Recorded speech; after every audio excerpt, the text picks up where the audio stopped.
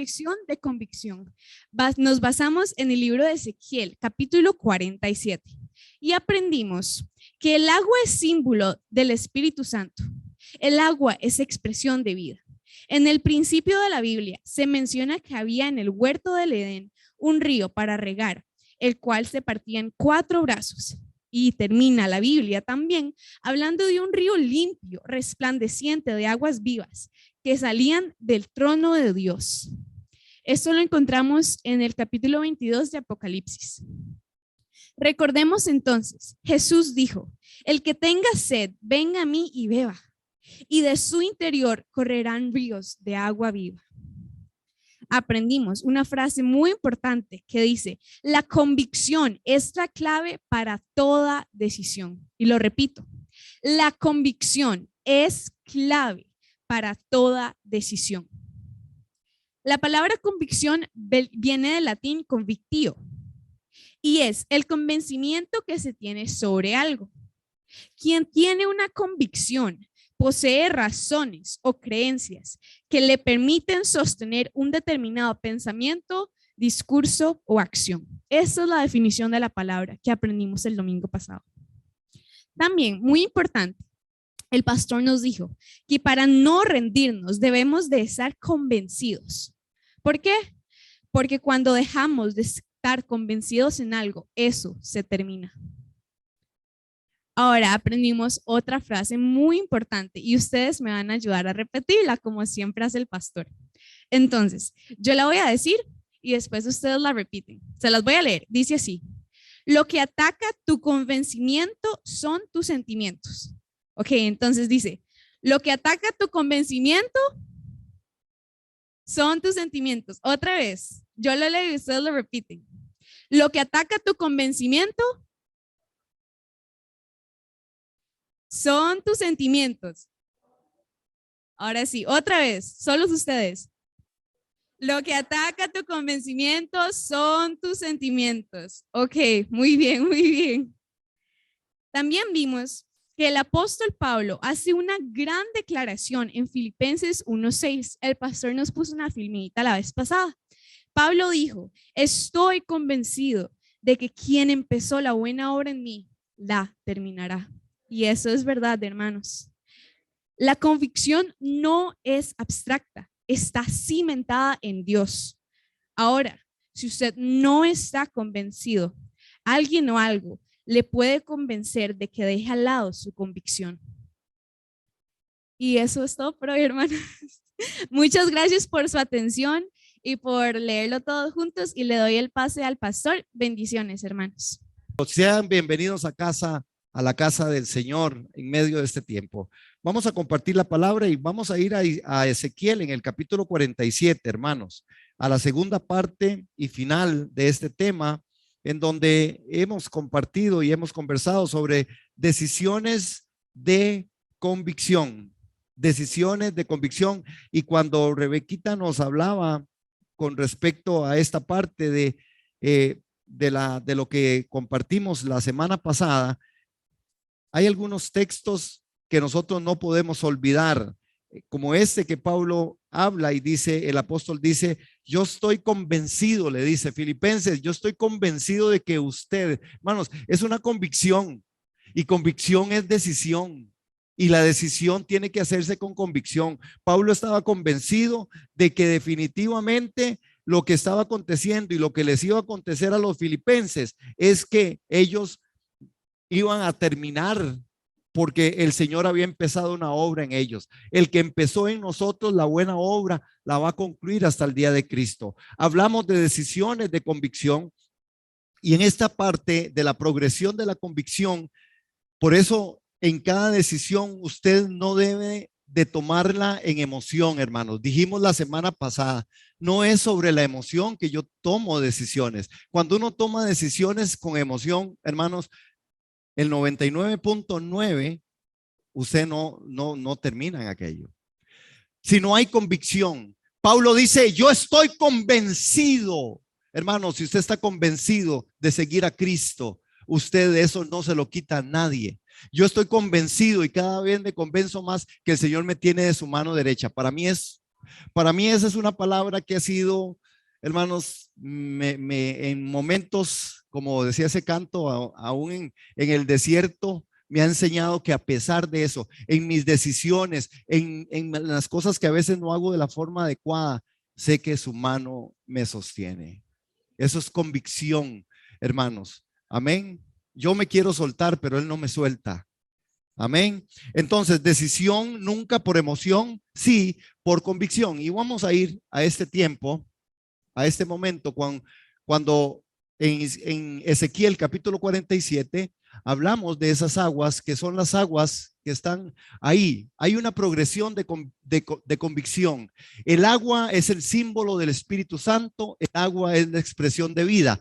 Nosotros notamos y creo que es importante que hoy veamos un poco del contexto de Ezequiel, porque si nosotros no vemos esto, pudiéramos sentir o no captar toda la idea. Hermanos, este texto es uno de los textos, el profeta Ezequiel es un profeta que por cómo vivió en su contexto histórico, muy difícil a veces captar todo la forma, pero hoy vamos a ver algo del contexto, porque si no tenemos el contexto, yo podría sacar el texto fuera de contexto y hacer un pretexto y poder decir, y yo no quiero estirar una revelación o yo no quiero estirar una interpretación que no sea bíblica, porque creo que la palabra de Dios nos demanda eso, que seamos fieles a la escritura. Ahora, por supuesto, ustedes saben que yo me equivoco y que yo no lo sé todo, no tengo toda la verdad y que posiblemente en alguna apreciación yo pueda inclinarme o no saberlo todo, pero el principio está. Quiero que interpretemos de una forma adecuada este texto. Amén. Ahora, vean qué fue lo que pasó. Porque cuando hablamos nosotros de esto, del contexto de este texto, hay una palabra que se repite a la filmina anterior. Por favor, gracias. Es que vamos a ver, vamos a resolver eso en el nombre de Jesús. ¿Cuántos lo creen? Ya yo tengo la solución. No, porque el Señor aquí ya, yo sé qué vamos a hacer. Va a ver que sí. Ok. Cuando, cuando hablamos sobre esto, interpretando la visión del templo de Ezequiel, hermanos, es muy importante que ustedes y yo sepamos que esta visión de Ezequiel no es en el capítulo 47, empieza muy atrás. Él empieza primero viendo, ¿se acuerdan cuando habla de que había un varón? Cuando se dice de un varón con una caña de medir, se está hablando normalmente de un ángel, ¿ok?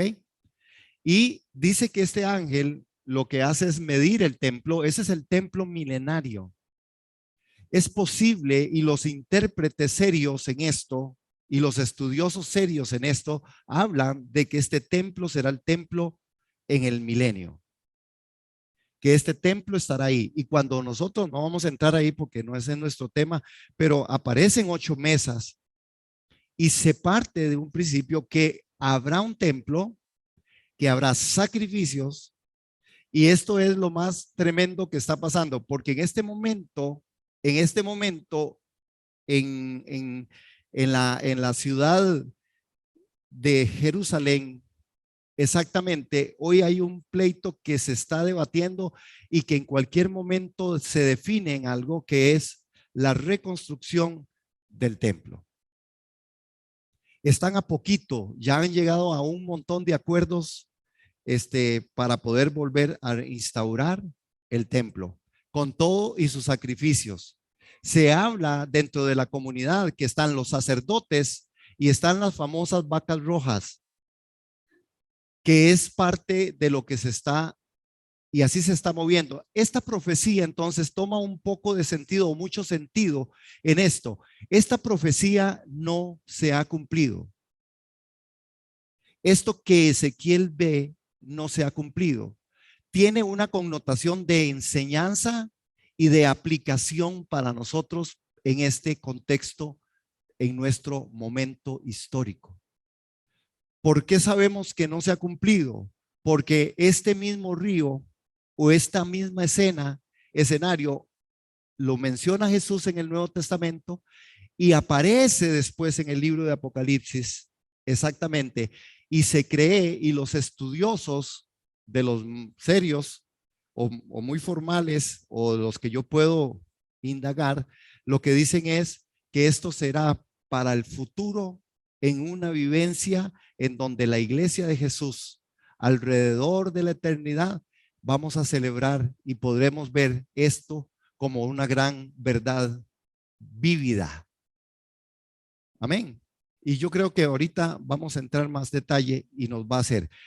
Cuando hablamos, dice en 3 oportunidades por lo menos, me hizo pasar. Y ahí hay que notar eso. Estamos en Ezequiel 47. Vamos ahí. Me hizo pasar. Y cuando habla de esto, lo dice en varias oportunidades. Y yo quiero que aquí aprendamos algo. Ezequiel no fue que pasó. Ezequiel fue que me hizo pasar. Es decir, alguien lo puso ahí. Alguien lo llevó por ahí. Alguien lo empujó por ahí. Alguien hizo que eso sucediera. A veces nosotros no logramos hacerlo todo, pero Él va a hacer posible que nosotros vivamos las cosas que Él quiere que nosotros vivamos. Amén. Es un retrato de la gloria de Dios. Cuando nosotros vemos toda la profecía en Ezequiel, nosotros tenemos que lograr comprender que Ezequiel ve primero el templo, luego Ezequiel ve ese templo y no lo ve con la gloria. En un momento dado, la gloria de Dios ingresa por la misma puerta que da al este, que es la puerta en donde después Ezequiel va a ver ese chorrito de agua que se convierte en un río. Ese es parte del contexto histórico y parte del contexto que está escrito ahí. Entonces, Él me hizo pasar. Ahora, vamos a ver. Ezequiel 47:1 dice lo siguiente. Ay, se me perdió aquí. Perdón, hermanos, aquí yo me brinqué para otro lado. Ahora son ustedes los que están listos y yo no estoy listo.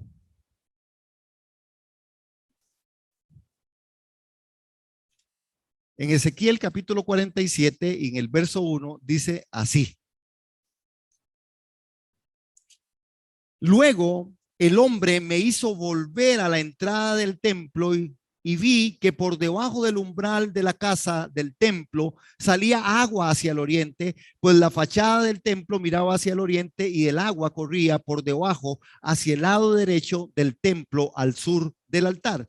Dijimos la semana pasada esto, que todo empieza y todo comienza por la casa de Dios. El río salía de debajo de la casa de Dios. Ahora, hermanos, si no tenemos nosotros una alianza y un compromiso con la casa de Dios, nosotros se nos va a hacer muy duro y muy difícil, porque nosotros vamos a ver que hay muchas cosas que nosotros hacemos como individuos, como personas, que tienen que estar siempre relacionadas con Dios. Yo necesito entender dónde empieza, dónde estoy yo. Todo empieza en esta visión, todo empieza en la casa de Dios. Todo empieza en la casa de Dios. En su casa, en mi casa, en el templo, en la iglesia, ahí es donde realmente empieza todas las cosas. Dios no tiene otro factor. Inclusive, aún en la parte milenial, en el milenio, habrá un momento en donde habrá un templo, más la iglesia, cuando se habla de la iglesia en la presencia del Señor, en el tercer cielo, en donde estamos en su presencia, ahí no hay templo. ¿Por qué? Porque Él mismo será el templo. Amén. Entonces, pero aquí, mientras estemos aquí, todo comienza por la casa de Dios. El río salía de debajo de la casa de Dios. Y es importante, hermanos, como Ezequiel en su contexto, porque Ezequiel fue escrito en un tiempo de guerra, de persecución. El libro usa imágenes religiosas como una clave, hermanos, y visiones. Ezequiel habla de muchas parábolas, tiene un lenguaje poético oscuro y describe varias visiones. Pero una de las cosas que Ezequiel destaca es la gloria de Dios. Hermanos, saben que la gloria de Dios es uno de los mayores atestados y la mejor forma de poder ver a Dios en toda la palabra. Él nos hizo para la gloria de su nombre. Es su gloria la que transforma. Cuando la gloria de Dios no está, no está Él. Por eso es importante aprender. Y Ezequiel nos registra que la gloria de Dios estaba siendo manifestada y se iba a manifestar a través de esto. Ahora, Ezequiel era un sacerdote que fue llevado cautivo y Ezequiel profetizaba desde Babilonia en el 586. ¿Por qué se cree que los pasajes son muy poéticos y también muy oscuros? Porque estaban en guerra. Y entonces, en esto, al escribir, realmente era como atropellado, ¿verdad? No había paz para escribir. Y entonces hay figuras, hay cosas. Usted ve a Ezequiel y ve aquellos, ¿se acuerda de los grandes ruedas que giran? Un día vamos a predicar de eso, que a mí me fascina ese tema.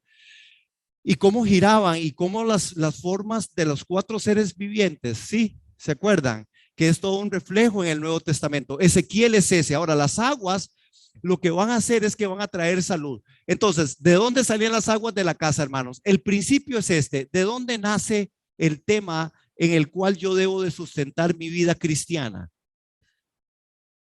Todo empieza por la casa. Hermanos, yo no soy y no debo ser lo que no soy en mi casa. Yo soy un reflejo. Dios nos constituyó a nosotros en grupos y en núcleos familiares, no importa en cuál tiempo y en cuál dimensión. Adán y Eva fueron hechos para que tuvieran una familia y tuvieran una casa. Es más, en el principio vivían en el Edén, casa número 1.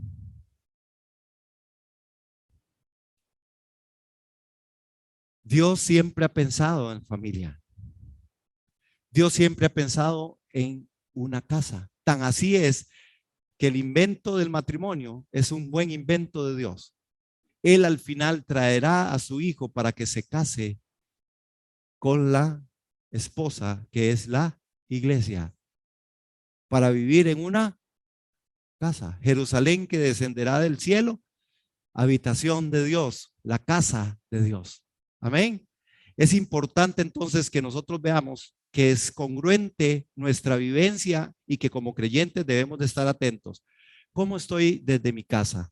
Y cuando hablamos de la casa, hablamos de mi casa, de la tuya, hablamos de una iglesia, hablamos de un compromiso, hablamos de decisiones que nosotros tenemos que tomar para ser hijos de Dios, no solamente como hijos de Dios, sino como miembros de una comunidad de fe, no solo como eso, como papás, como mamás, como hijos, como hermanos, como esposos, como hijos, etcétera. Amén. Así es como Dios nos constituyó. Ahora, esta ciudad, una ciudad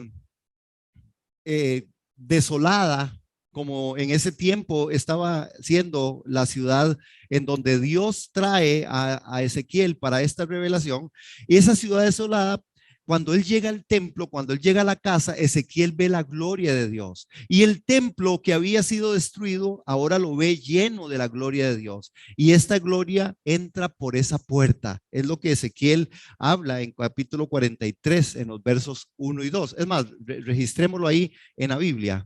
43, 1 y 2.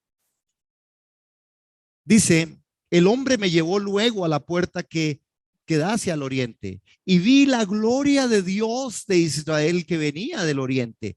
Podría escucharse un rumor como de muchas aguas y por causa de su gloria la tierra resplandecía. Lo que vi tenía el aspecto de una visión, como la que tuve cuando el Señor vino a destruir la ciudad y como las que tuve junto al río Quebar. Entonces me incliné sobre mi rostro. Hermanos, lo que él vio fue la gloria de Dios que venía desde el lado este.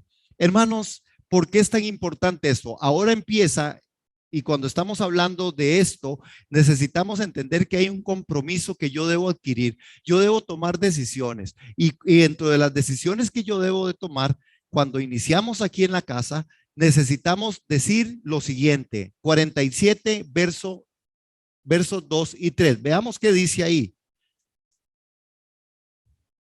47, 2 y 3. Luego el hombre me hizo volver a la entrada del templo y vi que por debajo del umbral del templo salía el agua hacia el oriente, pues la fachada del templo miraba hacia el oriente y el agua corría por debajo hacia el lado derecho del templo al sur del altar. Verso 2. Y el hombre me llevó por el camino de la puerta del norte y me hizo dar la vuelta por el camino exterior, fuera de la puerta en dirección a la puerta que da hacia el oriente y vi que el agua salía al lado derecho. Ahora, vean qué tremendo, porque cuando iniciamos este momento, iniciamos un andar. Hermanos, nuestro andar está anclado en la redención en Cristo. Esa agua que salía de ahí, nosotros necesitamos traer esa visión del profeta y poder conectarnos nosotros con la parte de la gloria de Dios. ¿Cuál es la gloria de Dios? Ezequiel la ve reflejada en capítulo 43, pero en el 47 él ve un chorrito de agua que va a salir de ahí.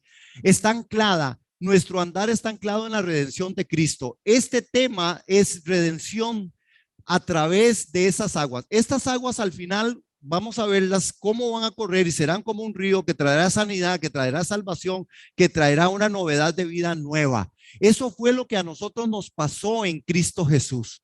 Cuando Jesús vino a morir por todos y cada uno de nosotros, nosotros quedamos anclados en esa redención. Así fue como empezó ese hilo de sangre carmesí, que fue lo que Jesús experimentó y fue por causa de la muerte de Cristo, nosotros experimentamos esto. Pareciera que en esta visión, en el altar, en este altar, en esa puerta del oriente por donde había entrado la gloria de Dios, ahora él ve ese pequeño hilito de agua. Y ese pequeño hilito de agua, queda claro que Ezequiel ve ese poquitito de agua, pero que se va a convertir en un río. La salvación es solo un inicio, hermanos. Cuando nosotros vemos esto y cuando vemos la visión de Ezequiel relatada aquí, de la forma en que Ezequiel la está viendo, porque recuerden, eso estaba totalmente destruido. Ezequiel es en la visión de Ezequiel, es cuando él ve otra vez el templo que está construido, vuelve a ver la gloria de Dios. Este hombre lo lleva en esta visión y ahora le va a mostrar algo diferente. Que por donde entró la gloria, que fue por esa puerta, ahora salía un hilito de agua. Nosotros necesitamos ver, hermanos, en la aplicación, cómo la cruz de Cristo empezamos nosotros en una salvación inicial. El apóstol Pedro dice que nosotros tenemos que ser salvos hasta el final, que hay una salvación pasada, que hay una salvación presente, pero que habrá una salvación futura. Yo no sé en qué momento histórico de la salvación está. Y aquí tenemos nosotros que hacer teología. ¿Por qué, hermanos? Porque muchas veces nosotros pensamos que solamente decir yo acepté a Cristo es suficiente. Y yo quiero decirle que ese es el primero y el gran paso. Aceptar a Cristo es el primero y el gran paso. Para con Dios y desde Dios, desde la teología de arriba, Dios está comprometido con el hombre a partir de la obra expiatoria de Cristo. Nosotros quedamos anclados en la redención de Cristo. Lo que Jesús hizo, lo hizo una vez y para siempre, y no hay más causa por el pecado. Ya no hay más que hacer por el pecado. El tema está en que yo soy una persona que tengo que vivir esa salvación que me fue dada por Cristo. ¿Cuántos estamos aquí? Eso lo hemos escuchado. Pero es necesario repetirlo, porque a veces nosotros pensamos que somos salvos solamente porque nosotros venimos a la iglesia, o somos solamente salvos porque yo le dije a Jesús que sí. Primero, Jesús fue el que me buscó, yo nunca lo busqué. Y si alguien lo buscó, qué dichoso. A mí nunca se me hubiera ocurrido, lo que menos se me hubiera ocurrido era buscar a Jesús. Pero gracias a Dios que Él vino por nosotros. Este es el primer punto en desarrollo. Por eso dice que Él hizo que pasar por las aguas, y cuando pasa por las aguas en este momento, ¿verdad? Porque toda bendición se origina del altar, hermanos, toda bendición se origina del altar. Nuestro Jesús fue puesto en el altar, fue puesto en la cruz, y es desde ahí donde nosotros hemos recibido bendición, es desde ahí donde se ha manifestado la gloria de Dios. Es en el sacrificio del altar, y es lo que Ezequiel está viendo. Ezequiel dice, yo vi el altar. Cuando ustedes van un poquito más atrás hoy en la tarde, si quieren leerse eso, va a ver, hay 8 mesas para el sacrificio en ese altar milenario. Y hay toda una forma, y ahí está escrito cómo van a ser los sacrificios. La sangre caía cuando de la mesa y corría y salía. Ezequiel dice, aquí hay un chorrito de agua. Nosotros tenemos que ver cómo Jesús en su costado, cuando fue atravesado, salió sangre y agua. Por eso la escritura dice el que debe confesar que Jesús vino en carne y vino en sangre. Amén. Vean esto, hermanos. Lo primero, fue que nosotros tenemos que pasar, y lo primero que dice este texto en 47:3, aquel hombre salió y me dirigió al oriente, en su mano llevaba un cordel y con él midió 500 metros y me hizo pasar por el agua, la cual me llegaba hasta los tobillos. Primero el agua llega hasta los tobillos.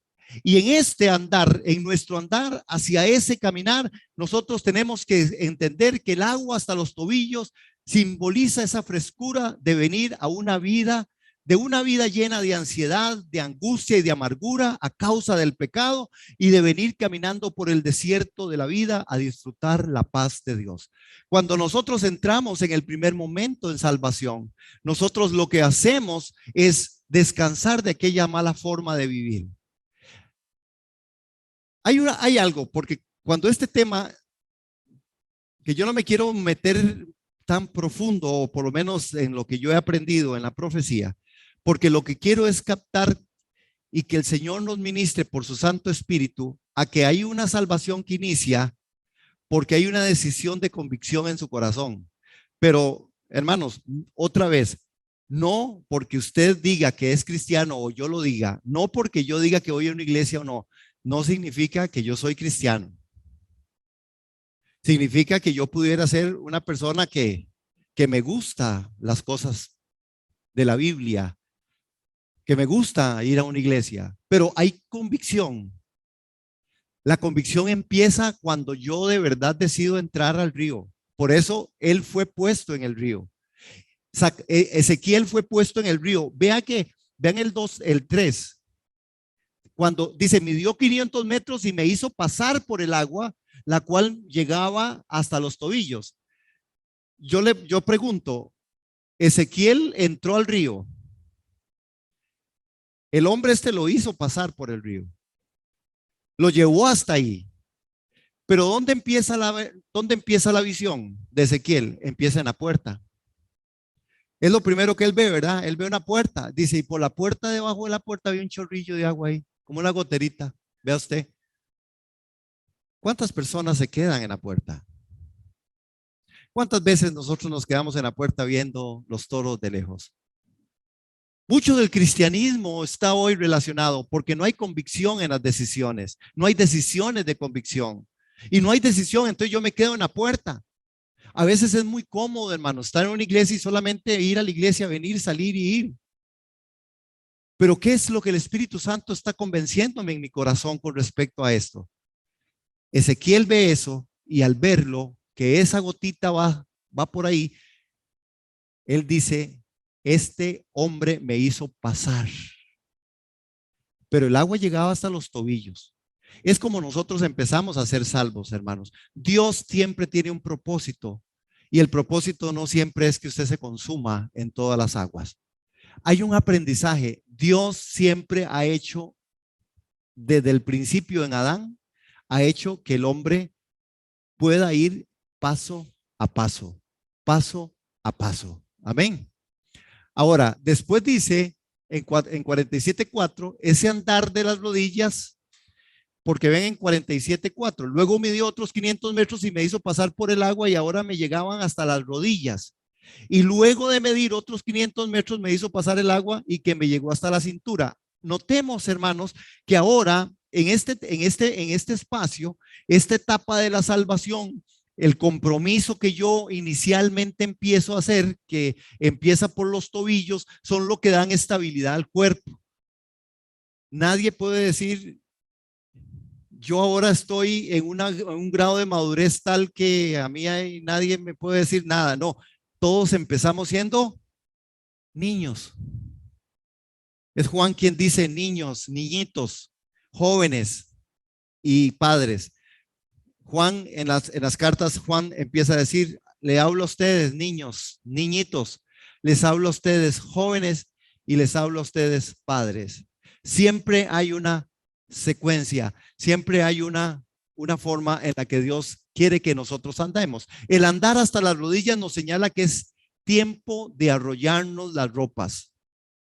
Esto es servicio. Hay un tiempo para el servicio, hermanos, si hay una convicción.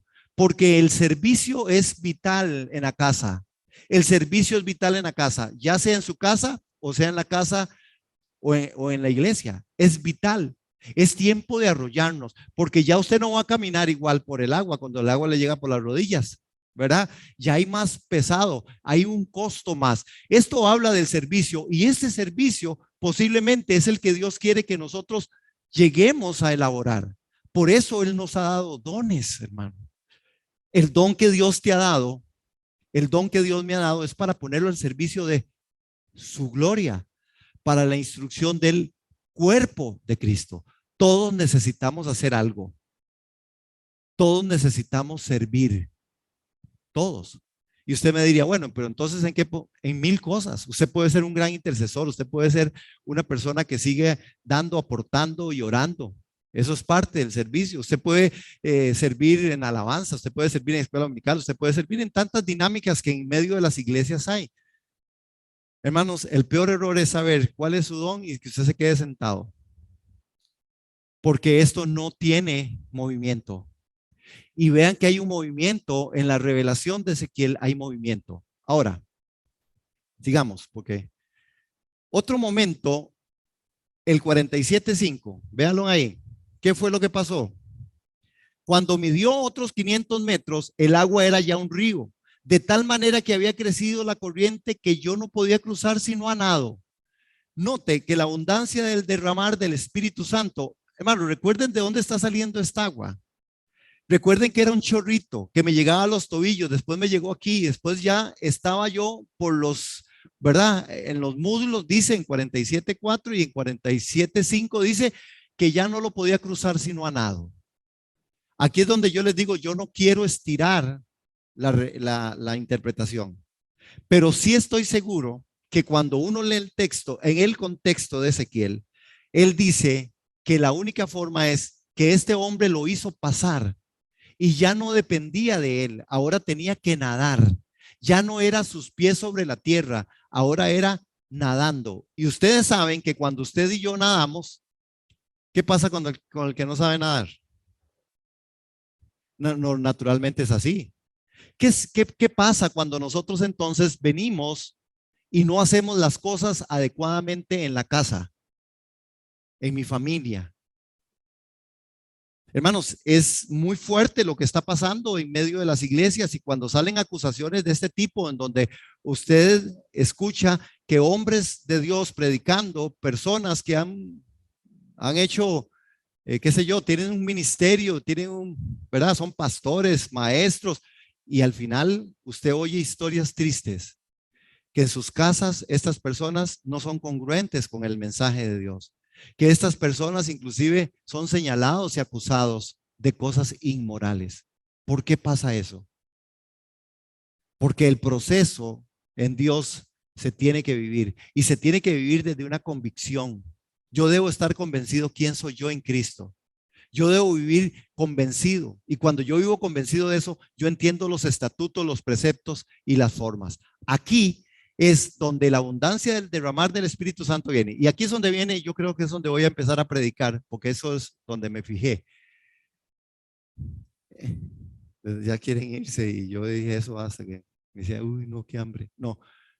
Hay una pregunta que debe ser contestada. Es porque yo no quiero estirar mucho el texto en esto o en la interpretación, porque el caminar sí está bien claro en la visión, y eso es lo que yo quería comunicarles esta mañana. Nosotros fuimos salvos por Cristo. Usted lo puede decir ahí en casita. Gracias por estar conectados, amados hermanos y hermanas. ¿Por quién fui salvo? La salvación es de ¿quién vino a buscarme? Él hizo una salvación perfecta, una vez y para siempre. No hay más sacrificio por el pecado. Eso es verdad. Pero,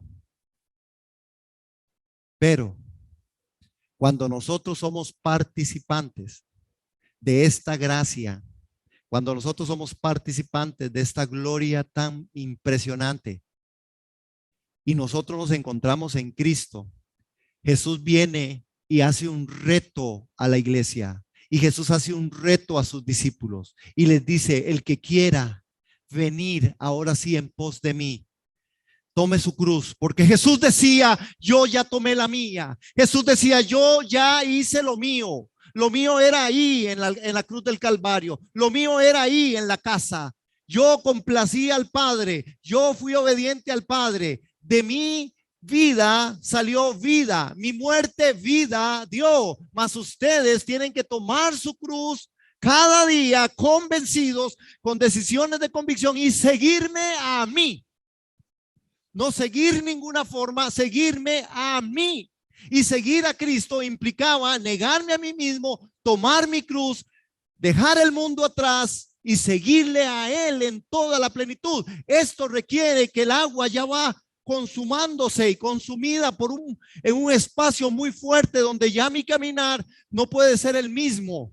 Mi caminar debe ser congruente con el mensaje. La madurez espiritual tiene que llegar. Pero yo debo estar primero convencido de que ya yo no quiero volver atrás. De que Jesús me salvó, pero que ahora yo soy salvo por su vida.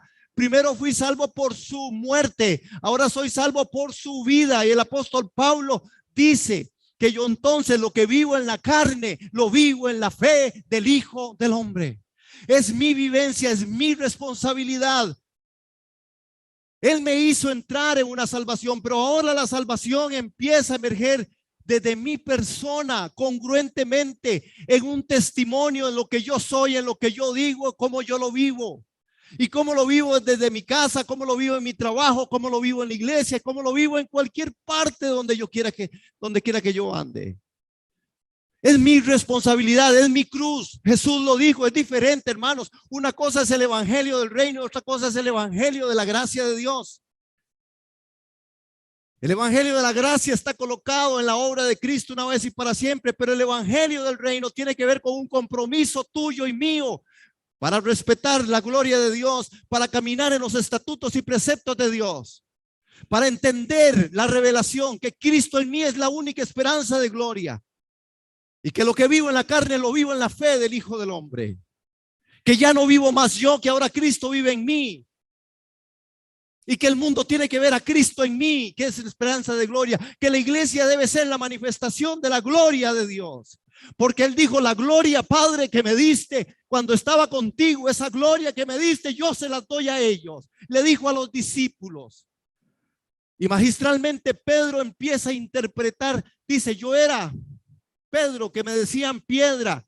Y que Jesús dijo, sobre esta piedra edificaré mi iglesia. Ahora Pedro en la carta le dice, aquellos que están expatriados en el Ponto, en Galacia, en Capadocia y en Bitinia, nosotros somos piedras vivas.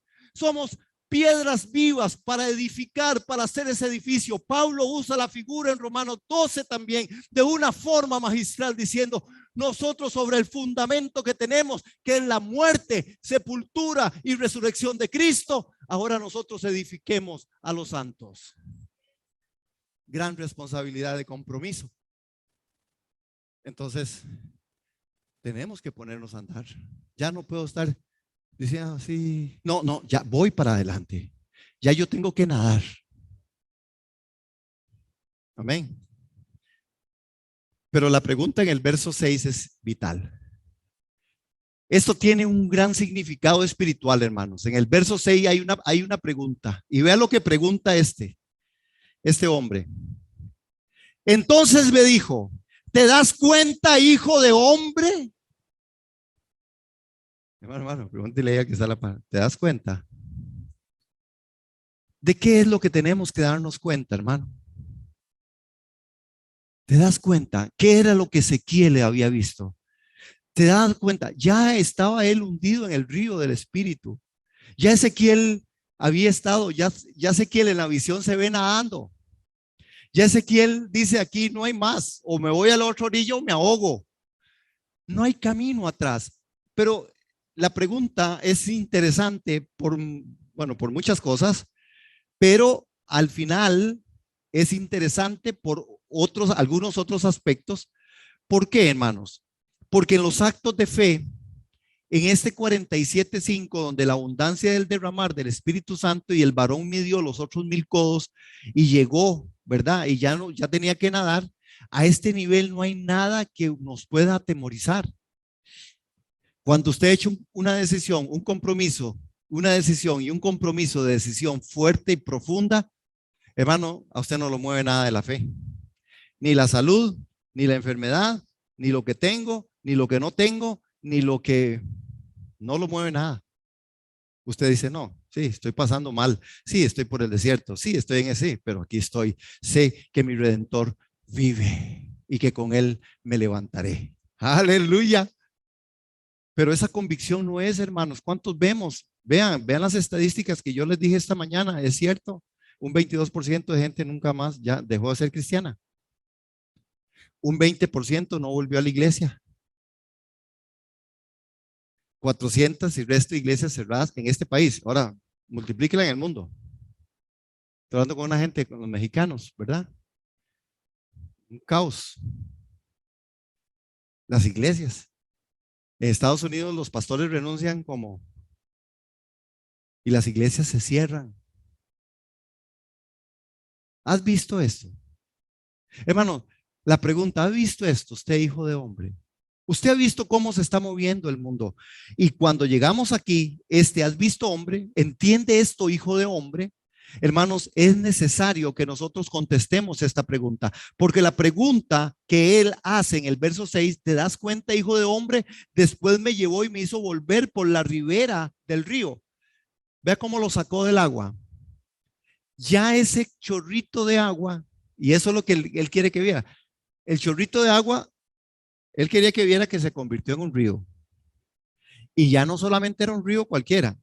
Ustedes saben que cuando hablamos de la ribera, se habla de la ribera de un río, es porque ya a los lados hay árboles, a los lados hay, es decir, es una ribera, es un espacio.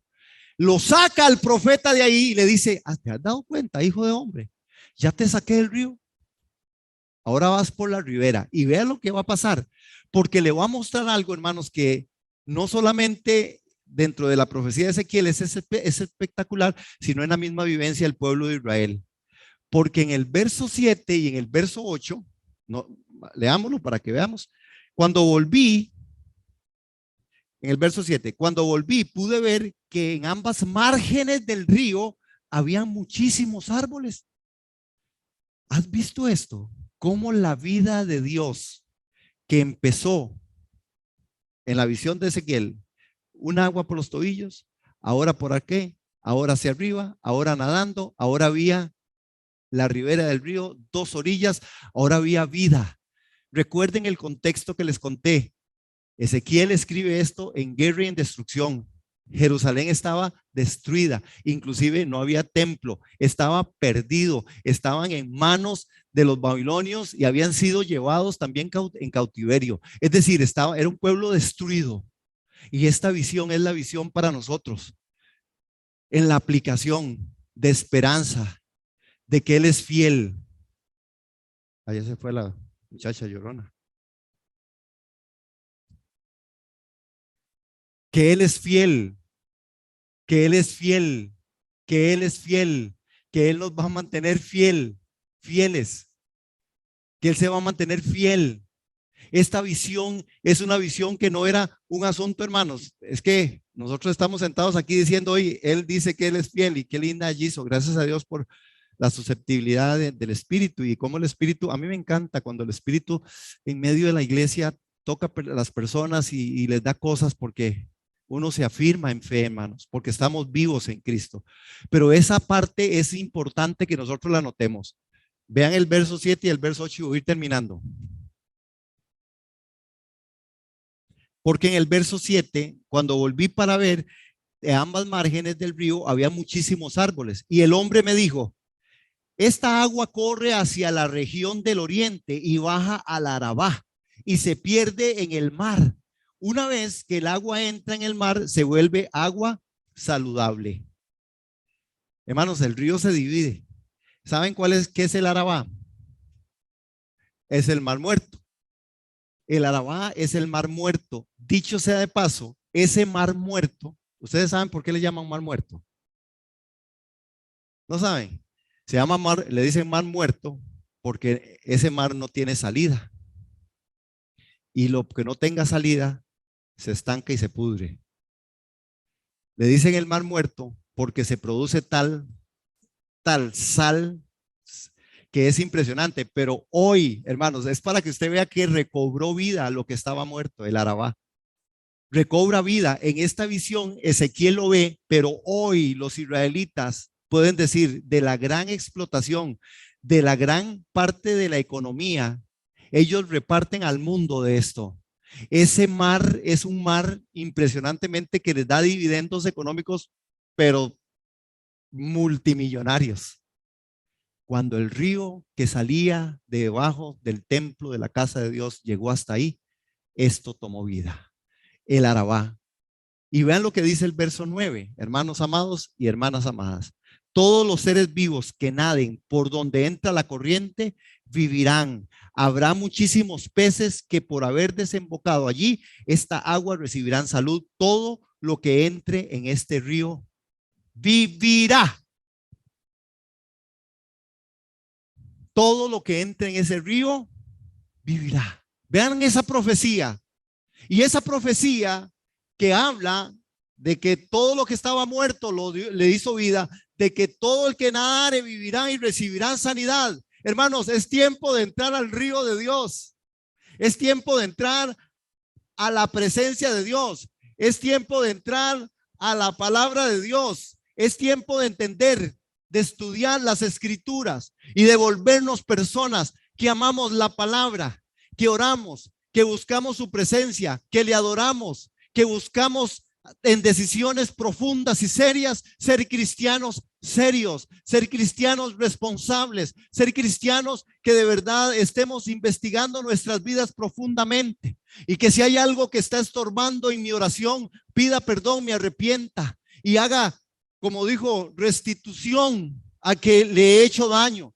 Es vivir una vida cristiana como debe ser vivida, hermanos.